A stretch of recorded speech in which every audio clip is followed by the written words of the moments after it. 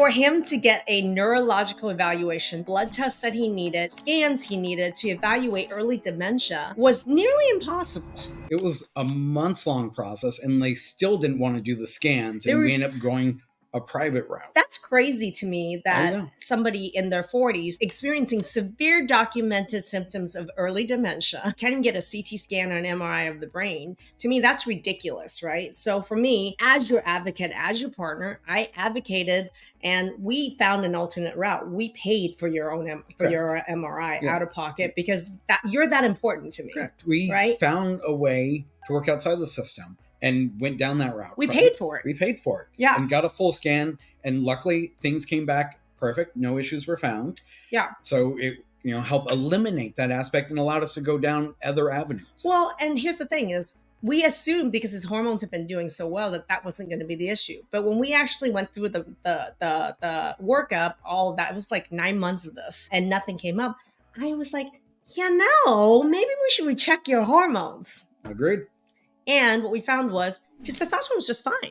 Testosterone, perfect. Right? And how many dudes go to the doctor for thinking that hormone balance is just about testosterone is going to get a blood test that says your testosterone's fine. Correct. Or I have a number of friends and people I know who go to the doctor and get their hormones checked, and all they do is get tested for testosterone and told that it's low, and here's some injections. Spoiler alert, when we tested it was not the testosterone. Nope. It wasn't even the female hormone estrogen. What it was his adrenal hormones. Yes. And in the medical world, in the MD world, adrenal problems don't exist. Unless you have what's called Cushing's or Addison's, which is extreme. They don't know how to test your adrenals properly. It's not a problem that even exists.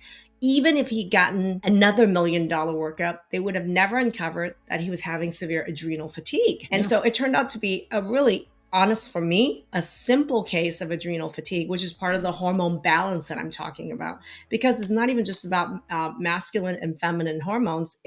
I look at the adrenals as the interplay between the masculine and feminine hormones. The adrenal gland, actually, in postmenopausal women, we call that the postmenopausal ovaries. It has these, it does so many amazing things. He had adrenal fatigue. Yeah.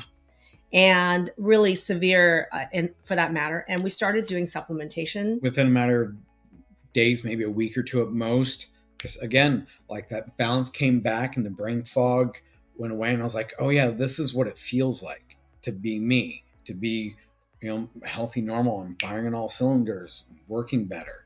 And the relationship is doing better because I'm not suffering with the brain fog. And she's, like butting up against that, like, hey, you're, like there's something, not that there's something going on, but like things aren't working normally and we're, struggling with that.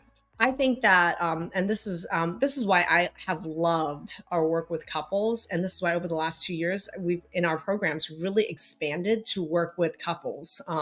And people are bringing their partners in, men are bringing their women, their partner, female partners in, vice versa, or same-sex partners. They're bringing partners in because there's an energetic frequency that a couple is in that impacts their hormones and their health. And I just want to do a little teaching right now, which is that I'm going to just talk about 2 hormones. So example, the hormone oxytocin and the hormone vasopressin, right?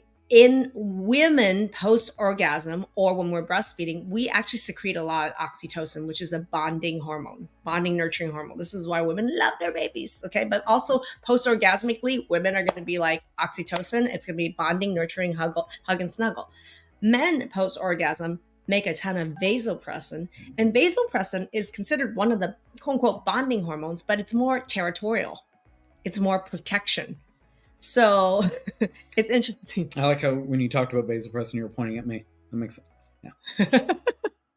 And so it's interesting that, we have like these hormones that are bonding hormones, but there's a male version and a female version of that. And that really impacts on relationships, right? And the interaction of those 2 hormones. So what I found is that when his hormones are off or my hormones are off, we impact each other. Yes. And the energetic frequency with which our relationship is, how we appreciate or support like each other's frequency is very different. It is. Well, I mean, and it's being in tune. It's having that conversation. I noticed, this going on and having that conversation, because then when she can talk about it with me and I can feel more open to it, we can get to the solution rather than it being combative of like, oh, what's wrong with you? Or what's wrong with you? And like our relationship has improved having that conversation, having that openness and approach that this is what we do together. Our hormones work together just like we work together. To figure out the root cause that's underlying your chronic disease or symptom, click the link above or below this video and register for the training. We'll see you there.